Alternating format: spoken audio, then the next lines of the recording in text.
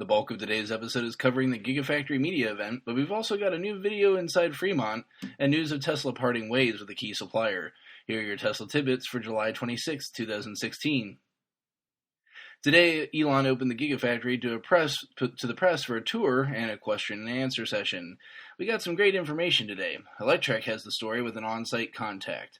I'll break it down in the order of smallest to biggest news. For starters, Elon confirmed that the Model 3 was indeed design completed 2 weeks ago, as expected after Elon's appearance at the Code Conference.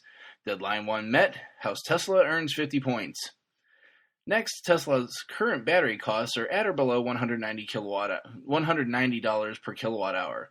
Elon sees battery costs at $100 per kilowatt hour by 2020. To put this in perspective, the total cost of the battery alone in the current top-of-fleet Model S 90 kilowatt hour battery would be a cost of only $9,000.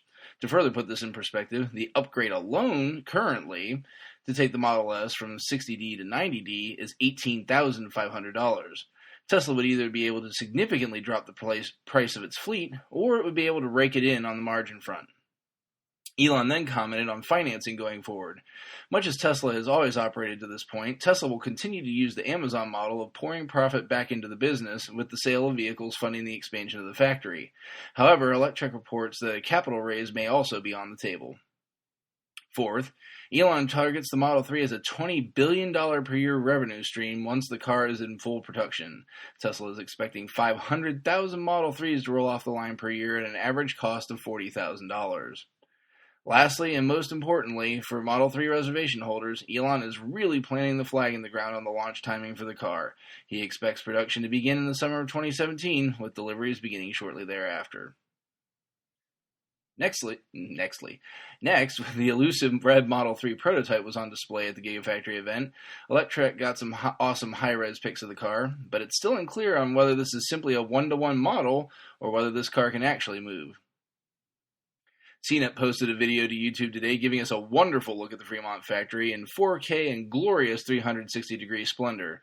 On your desktop, you can control the view by clicking and dragging the video, but if you've got any type of VR, even Google Cardboard, you're in for a fun treat.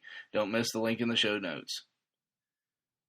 But today wasn't all sunshine, kittens, rainbows, and unicorns, though. MarketWatch reports in their earnings release that Mobileye has announced that it's parting ways with Tesla beyond the Q3 chip currently powering Tesla's autopilot systems.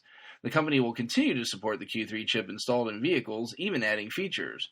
Electrek has Elon's response, saying, quote, "This was expected and will not have any material effect on our plans. Mobileye's ability to evolve its technology is unfortunately negatively affected by having to support hundreds of models from legacy auto companies, resulting in a very high engineering drag coefficient.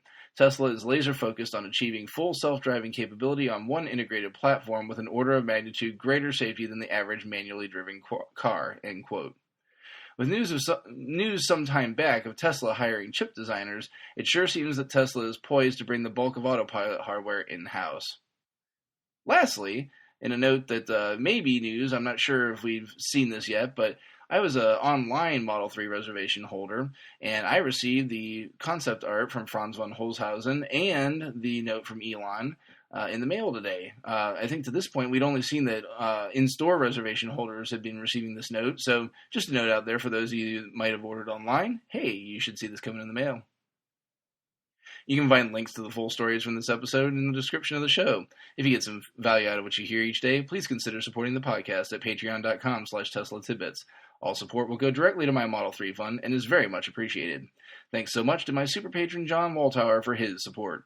If you have nothing extra to kick my way, it's no problem. You can still show your support with positive reviews, likes, and subscriptions on your favorite media services, and by spreading word of the show to other Tesla lovers.